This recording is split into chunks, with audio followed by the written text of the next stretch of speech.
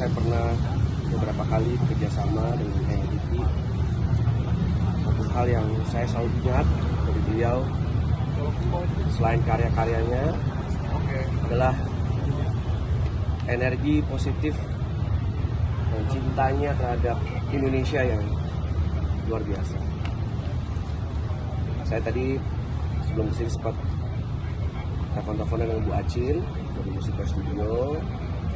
Bu Acin cerita juga bahwa hingga di sekarang beliau 87 ya meninggalnya, beliau nggak mau diam, tetap mau berkarya dan merasa bahwa hidupnya setiap detik harus berguna.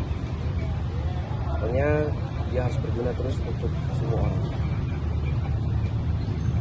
Ya, hal-hal ini yang menginspirasi kita seniman-seniman muda untuk terus berkarya. Dan saya selalu ingat Eyang Titi selalu bercanda. Kalau sama kita selalu selalu dengan sentuhan kasih sayang, benar-benar rasanya seperti eyang dan cucu. Sama istri, sama dia juga sayang sekali. Itu yang akan kita pilih, seorang maestro yang penuh dengan cinta.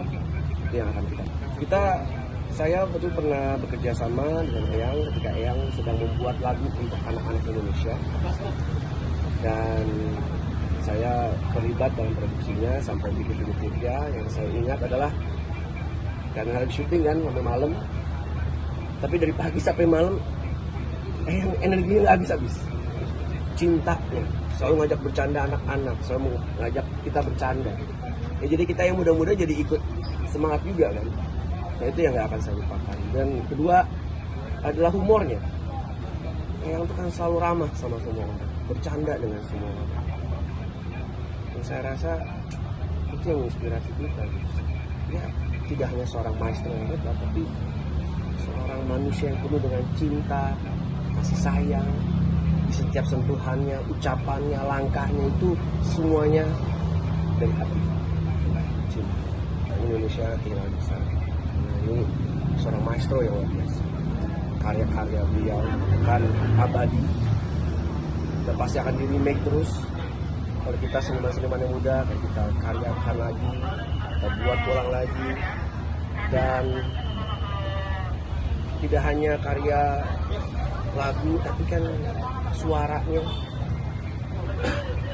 dan banyak sekali footage beliau di digital yang benar-benar bisa jadi acuan buat seniman-seniman budaya muda.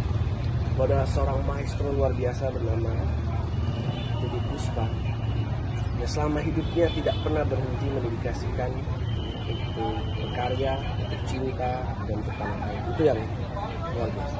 Jadi semenjak beliau 4 tahun lalu kan juga kecelakaan, dan saya justru lebih banyak kontaknya dengan Bu Acin untuk menanyakan kabar beliau. Kita kan kalau anak Eyang sepuh, kan yang penting kalau kita bisa mengetahui dari jauh.